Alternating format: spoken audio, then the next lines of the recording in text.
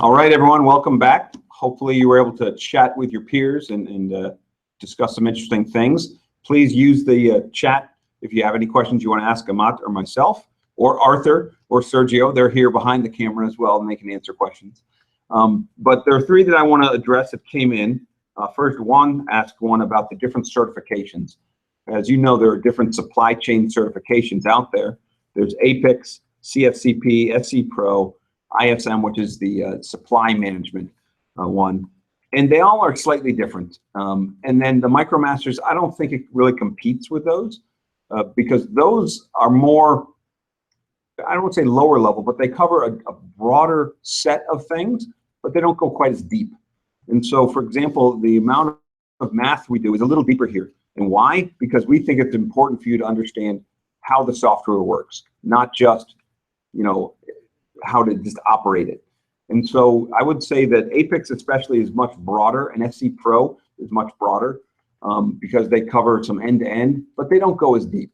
So if I had to classify them that way, it really depends where you want to go and how you want to use it. If you want to get in manufacturing, I think MITx is more recognized than CFCP or SC Pro.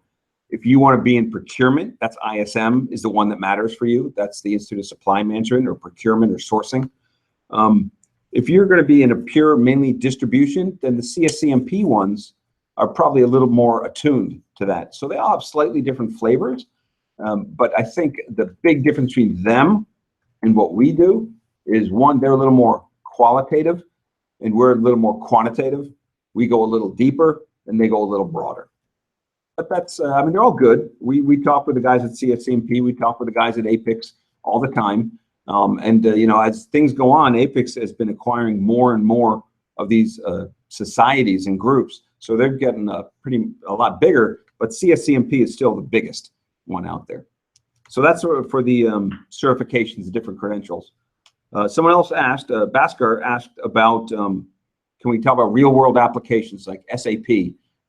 We do that in SC0x. So let me talk two different things.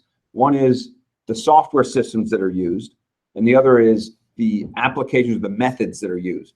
So we'll talk about the methods that are used in SC0x, 1x, and 2x. So when we talk about forecasting and we talk about using exponential smoothing or anything like that, that's the actual method that's used by any forecasting system, whether it's in SAP, Oracle, Manhattan, JDA, you name the software provider, they're using the same fundamental models. So we're going to teach you the fundamental models. In SC4X, we talk about how to pick between the different software systems, whether it go with a cloud-based or a host-based, a best of breed, an ERP extension, all those kind of practical things. But what we like to do first is teach you the basics. What is it doing? What is the heart of what's being done? Then we'll talk about how it's done in practice. So that's how we've divided it up, Bhaskar. Someone else asked about the date for the verification deadline. Remember, I said to get verified, that's how you get credentialized, and that's how you get access to the supplemental materials. The deadline to do that is the 19th of April at 1500 UTC. You've got to be verified by then if you want to be verified for the course. We need to have you verified before the midterm, and that's what we're doing it for. So got to do it by the 19th, so that's what, next Wednesday at 1500 UTC, not your local time, UTC. So check the website to see what time that is in your area. Great, so we got the question of the day. That's the best. So okay. He's asking that I'm new to supply chain management. Okay, welcome. How can I make money out of this in the real world? In the real world, as opposed to making money, what, out of Bitcoin? In the unreal world. So yeah, it's a huge profession. I mean, the word supply chain wasn't coined until the mid 80s. And so now it's one of the fastest growing segments within the industry. And so supply chain covers everything from procurement, sourcing, down to customer demand, distribution, inventory management. In some areas, it includes some of the manufacturing, a lot of the planning. So to make money off it, get a job with a company and in any of their supply chain functions. Now, many companies don't have a supply chain function. They might have a transportation group, an inventory group, a warehousing group, a planning group. and it kind of falls under operations. Other companies have a chief logistics officer that might have warehousing and transportation, but procurement is done separately. So every company is a little bit different, but they all procure, make, deliver, plan. They all do those functions, but they're in different areas. So if you want to, make money, I suggest you start looking at companies and start applying for positions within the supply chain. The other side of things, there are consultancies, there's software companies that develop tools to actually help companies use these different models and methods. So that's another avenue of approach. So there's a lot of areas to find jobs and employment for this. We've had many students from the MIT program start their own companies. So two guys who graduated in 2003, Jeff Silver and Bill Dreigert, along with some others graduates, went and founded a company called Coyote Logistics when they graduated. That was bought by UPS for $1.5 or $1.8 billion about a year and a half ago. So there's a lot of opportunities here. Other graduates have started other companies in either software, brokerage. There's a ton of different ones out there. So there's a lot of opportunities to make money in the field. You named Bitcoin, and Andrew is asking that, do you think Bitcoin will be used in supply chain?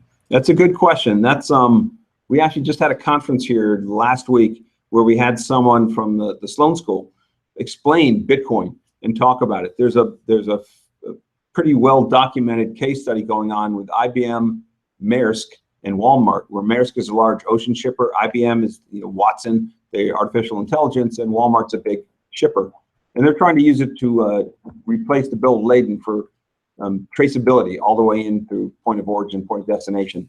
Essentially, blockchain is a shared ledger system that through different technology allows people to, it authenticates itself, and it's widespread, easy to access, and it's hard to conduct fraud. That's the whole idea of it. I don't truly understand some of the math behind it, but that's how it's being used. We'll see. I don't know. It's still being figured out. People are using it for financial payments. You see banks using it more. I know people are trying it for certain things, but it's hard. It's kind of like any technology that you see get introduced. There's usually a lot of hype because no one knows what to do with it, and they're throwing spaghetti at the wall and seeing what sticks. And so after a certain point of time, certain applications stick, and then they get used, and other ones they don't work, and so they fall away. Same thing has happened for RFID, radio frequency identification. Back in the early 2000s, RFID was going to be on everything. We'd all have RFID tags, and everything would be tagged. It didn't happen, but it made sense for certain things, and so it's found its niche in certain high-value things or certain bulky things that are hard to move, but it's not for everything. We're seeing the same thing in every kind of new introduction that comes in. We see this wave of hype, and then we see where the actual use starts happening. I think you'll see it in autonomous vehicles. Blockchain will probably fall in the same way. In SC0x, this is what we talk about in the very last lesson. I talk about new technologies coming on and saying, okay, what do you guys think? And we have a discussion about where we see the different technologies fall. This year, we talked about autonomous vehicles, drones, because everyone wants to use drones. What else was it? Mobile computing, and there was a fourth one I can't think of right now. But I think it'll have a role. I don't know how big yet, to be honest. Long answer to a short question. Good. One more question about the course that you have. Are the SC0x course fully recognized by MIT? I don't know what that means. Fully recognized. So the way the MicroMasters credential, if you earn the MicroMasters credential, all 5 courses and the CFX, the comprehensive final exam, and you apply to the supply chain management program and you get in, then we will grant you 42 credits, essentially 1 semester of work. So yes, they fully vest that. Now there's other MicroMasters programs coming online. Economics department is starting one, and they'll have the same thing. You can earn the credential by itself, and that's awesome, just like ours. If you want to use that at MIT, then you can apply that, and if you get in, you get a half semester of credit. We'll have other ones coming online from other departments. We just happen to be the first one ever. And so a lot of the programs are learning from what we do. But yes, it is fully recognized for the SCM program. Good. Do you have any other question? Can you mention how we are treated in CTL and Yeah, SCL? so if you go to our website for CTL, Center for Transportation and Logistics, we've been around for over 40 years. And starting about 14 years ago, we started developing international centers. So the first one we opened was in Zaragoza, Spain, the ZLC, Zaragoza Logistics Center. And they are a mirror of what we do here. They have a graduate program, they do research, and they work with companies. The three things we do here at CTL. In 2008, we started the Center for Latin America Logistics Innovation in Bogota, Colombia, doing the same thing. 2011, we started one in Malaysia for Southeast Asia. It's actually in Shah Alam, just outside of Kuala Lumpur, MITx, the Malaysian Institute for Supply Chain Innovation. And last year, we opened two centers, one in Ningbo, China, and one in Luxembourg. And so we have centers in South America, North America here, Europe, Southeast Asia, and Asia in China. And so each of these centers is an autonomous center, but we all work together as a network. So every January, all the students from all the centers come here to MIT for 3 weeks. So anyone who comes in the blended program, that's when you'll be starting. So in January 2018, we'll have the students from all 6 of the centers, MIT, Luxembourg, Zaragoza, Malaysia, China, and Bogota, all together, along with the blended students. And so we'll have about 200, a little over 200 students all together, probably have over 100 countries represented. So the Scale Network is a bunch of autonomous centers, but we work together as a network for both the education side and the research. So it's by coming here, you're tapping into a much larger network, which is really interesting because your initial network is, the students you work with, but now it's at larger global reach. Great. Before we end, I want to ask Arthur, come and say hello. Okay. Arthur is the great guy. First time on camera. So Arthur, introduce yourself. Hi guys, I'm Arthur Grau. I'm the communications person for the MicroMasters here at the supply chain, and you will probably be hearing from me either by email or through the portal on here, but most of the time I'm behind the camera, and these guys, when they look in that direction, they're probably looking at me. So welcome to the courses, and I hope to see you someday on campus. Excellent. Thank you, Arthur. Thanks, Arthur. Perfect. So All right. Do you have any other question? Maybe one. One more? Okay. When should they, when about, the So there's two things. program, yeah. So I think there's so getting the credential and coming to the supply chain management blended program are two separate things. So the credential itself requires the capstone or the, comprehensive final exam.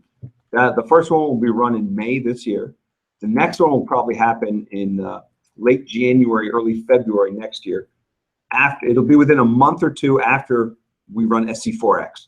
And so what we want to get to is a regular schedule of a spring, fall. So we'll run the CFX, the comprehensive final exam, twice a year, probably in the spring and the fall each year. This year, since it's our first time through, we're a little later than we'd like to be. But it's the fastest we could do it to make sure the SC0x was finished first. It's really the fastest. Yeah. So if you do all the courses, you can technically do them in 18 months. Everything from start to finish. We set them up so 0 finishes, 1 starts, and then 2, then 3, then 4, and then the final. So hopefully that's how we designed it and how you can come in. But that's how we set up. Now the blended program, if you get the MicroMasters, there's nothing stopping you from applying for the full 10-month program if you want. So we're getting more students coming in last year and this coming year who've taken a number of the different courses, and that's fine. We work with you individually on that. There's nothing that says if you get the MicroMasters, you can't come back to MIT for a full year. You can probably take more electives. So that's something you can certainly consider. Yeah, okay, my last word is if you want to get a certificate and using the supplemental materials being in the next Hangout event, and in the future, verified. Yeah, we should get verified, and the deadline is April 19th. So, all right. Last word? No, go back to the discussion. You can go to your breakout rooms if you want, and you can talk. We'll keep that open for another hour. Is that right, Arthur? Yeah. Okay, so you can go and talk with yourselves then, and please enjoy the course. Hope you become verified, and I hope I get to see you sometime. All right, take care. Bye.